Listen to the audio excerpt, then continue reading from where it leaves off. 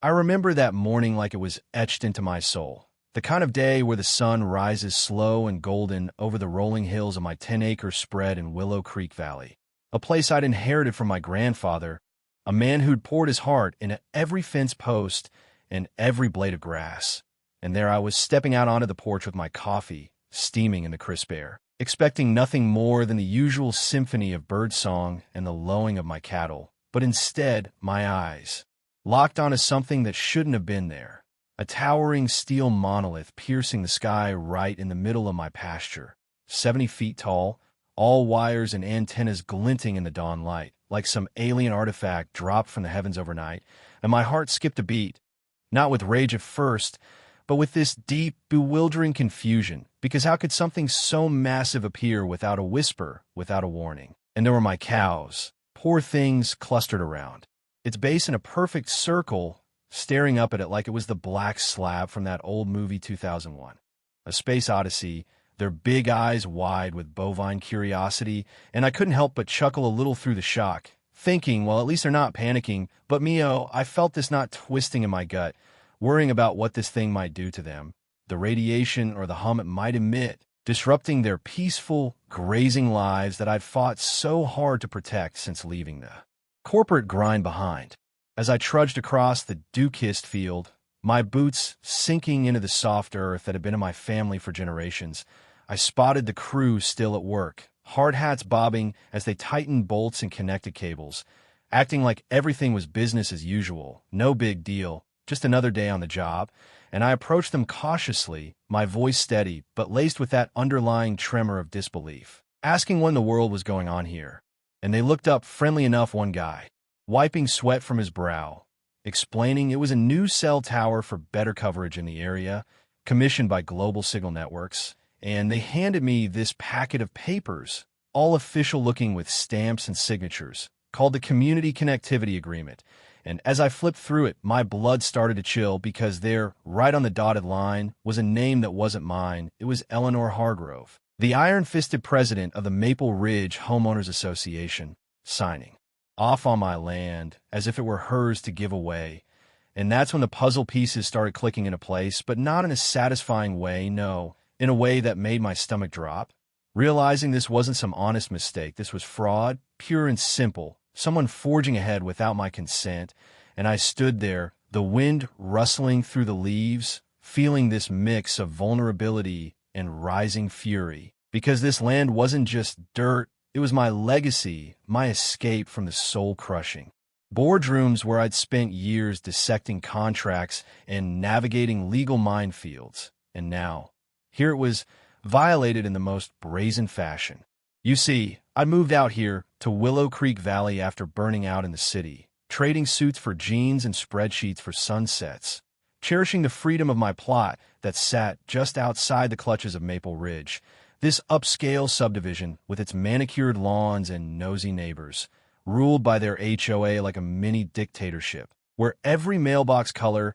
and every holiday decoration had to pass muster, and my land, thank God, wasn't part of it, a deliberate choice by my grandfather to keep it independent. But oh, how they'd eyed it over the years, calling it the community green space in their newsletters, as if my private acres were some public park for their picnics and dog walks. And leading the charge was Eleanor Hargrove, a woman with a smile like a shark and an ego the size of that tower, who'd clashed with me before over fence lines and noise complaint from my occasional tractor runs, always acting like she owned the whole valley, her voice dripping with that faux politeness that masked her control-freak tendencies. And now her name scrawled on a document that handed over my property to a telecom giant for who knows what kickback, and I felt this deep injustice bubbling up, not just for me, but for the memory of my grandfather who'd taught me that family land was sacred, a bond unbreakable, and here it was trampled underfoot by bureaucratic overreach. The workers, bless their oblivious hearts, kept insisting it was all above board, that the HOA had the authority as the oversight body for the area, and I had to bite back a laugh, a bitter one, thinking how absurd it was that these guys were just following orders, pawns in a game they didn't even know was rigged. But me, with my background in corporate law, I knew better, knew that no lease, no permit, no notification meant this was illegal from the get-go. And as I drove back to the house, The tower looming in my rear view like a sentinel of betrayal. I couldn't shake this sense of violation, this anger simmering beneath the surface, mixed with a touch of dark humor at the sheer audacity, like who wakes up and thinks, yeah, I'll just plant a giant metal spike on someone else's farm and call it progress. But deeper than that was the fear, the worry for my animals, for the quiet life I'd built, and the realization that this wasn't just about a structure, it was about power, about people like Eleanor thinking they could steamroll anyone who didn't fit their perfect suburban mold. And that's when I decided, quietly at first, that I wouldn't let this slide, that I'd fight back, not with shouts or fists, but with the sharp edge of truth and paperwork, because sometimes the pen really is mightier than the sword, or in this case, the crane that built that damn tower. With the initial shock wearing off like a bad dream that lingers into the afternoon, I dove headfirst into gathering my arsenal, starting by marching back out to that crew and laying down the law, my voice firm but controlled, telling them to halt everything right there, that this was private property and they'd better pack up or face trespassing charges. And you could see the confusion on their faces, one guy scratching his head, muttering about how they had the green light from the association, but I held my ground, citing statutes I'd memorized from my old job, and reluctantly, they stopped, tools clattering to the ground, the air thick with unspoken questions. And as they drove off, I felt this small victory, a spark of empowerment amid the chaos. But it was just the beginning, because back at the house, I pulled out every document I had, the deed from my grandfather's estate, crisp and yellowed with age, the boundary surveys that mapped out every inch of my 10 acres. With precision, and the county records I digitized for safekeeping, pouring over them late into the night, the lamp casting long shadows across the table, my mind racing with scenarios, and sure enough, the tower sat smack in the center of my land, not a foot over the line, no easement, no right-of-way granted to anyone, especially not the Maple Ridge Homeowners Association, which had zero jurisdiction here. And I couldn't help but smirk a little at the irony, how Eleanor Hargrove and her cronies had overplayed their hands so spectacularly, thinking they could blur the lines between community and conquest. The next step was confrontation, and I chose my battlefield wisely, heading over to the Maple Ridge Community Hub, this gleaming building with its polished floors and bulletin boards plastered with rules and reminders, the heart of their little empire. And there she was, Eleanor, holding court in a meeting room, surrounded by her yes-men board members, her perfectly coiffed hair and designer blouse screaming authority. And I walked in, papers in hand, my heart pounding, but my face a mask of calm, and laid it all out,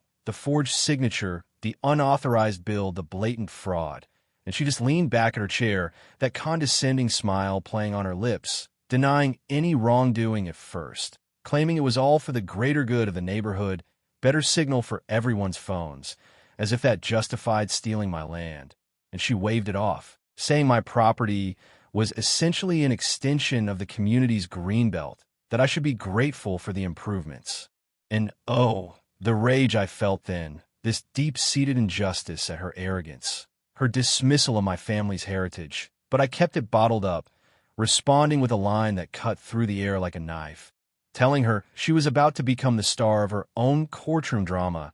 as the defendant in a lawsuit that would expose every shady deal she'd ever made. And you could see the flicker in her eyes, that momentary crack in her facade. But she recovered quick, ushering me out with threats of her own. And as I left, the door clicking shut behind me, I felt this mix of exhilaration and dread, knowing the battle lines were drawn, but also this quiet amusement at how predictable she was, like a villain in a bad thriller who monologues too much. Wisdom came from my old friend and legal advisor, Jonathan Hale, a sharp-minded attorney I'd known from my corporate days, who advised me over a late-night call, his voice gravelly with experience, to play it smart, not to explode publicly yet, but to let them dig their own grave deeper, because hubris like theirs always led to more mistakes. And so I waited, watching from afar as the telecom company, Global Signal Networks, continued their operations under the assumption everything was kosher. And through some discreet inquiries, I uncovered the gold mine, that they'd already paid out 2 years' rent in advance to the HOA,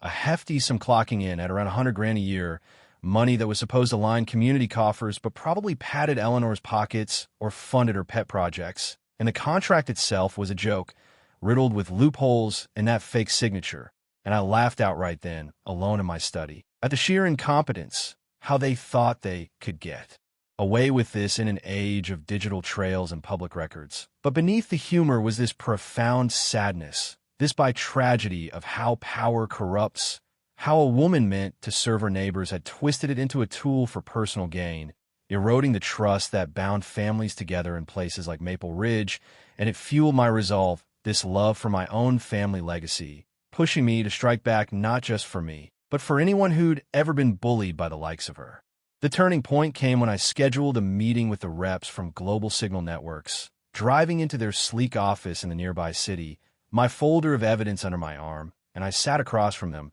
these suited executives with their polished presentations, and laid it all bare, the authentic deed proving ownership, the GIS maps highlighting the exact coordinates of the tower on my soil, and the glaring forgery of Eleanor's signature on their agreement. And you could feel the room shift, their confidence evaporating like mist in the sun, faces paling as they realized the liability nightmare they'd walked into. And I gave them the ultimatum, calm but unyielding: either dismantle the tower immediately and face a massive lawsuit for damages, or renegotiate a legitimate lease with me, the rightful owner. And after some hurried whispers and calls to their legal team, they folded, agreeing to a new contract on my terms, tripling the annual rate to compensate for the hassle, backpaying the rent they'd already disbursed to the wrong party, and including clauses for environmental safeguards to protect my cattle and land, plus full liability coverage.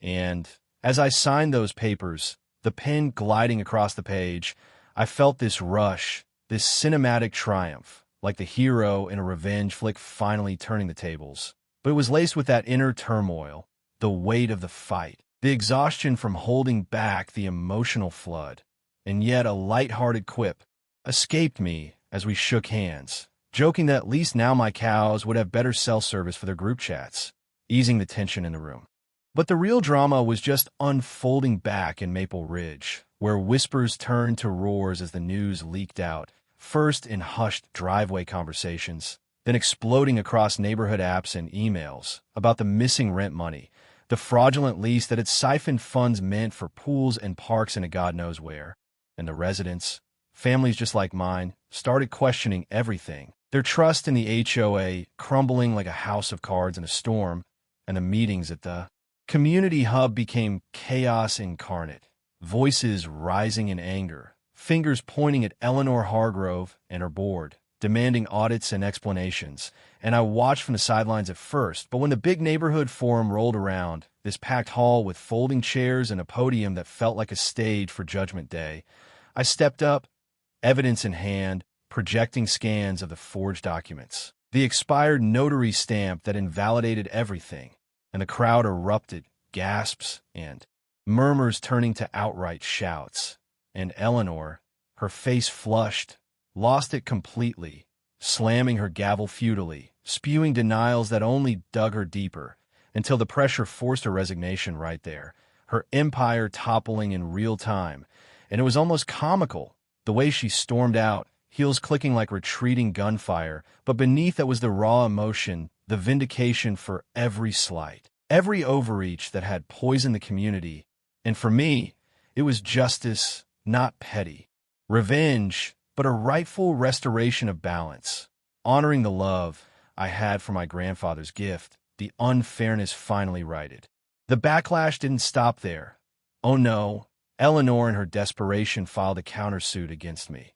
This rambling complaint full of baseless accusations, claiming I'd somehow sabotaged the community's progress. But it was laughable, riddled with errors that even a first-year law student would spot. And in court before the stern-faced Judge Harlan, it all unraveled, her case dismissed with prejudice, the gavel's bang echoing like a final nail in the coffin. And he warned her sternly against further abuse of the system, her shoulders slumping in defeat.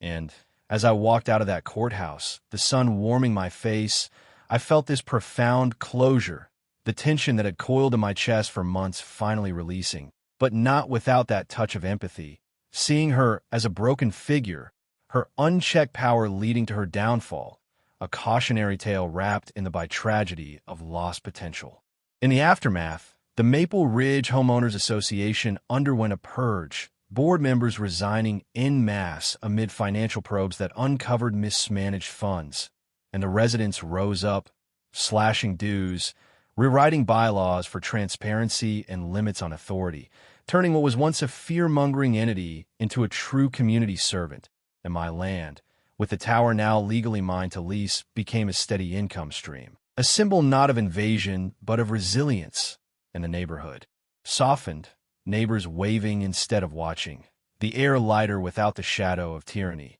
And I found peace again, tending my cattle under that steel giant, reflecting on how sometimes the quiet fight,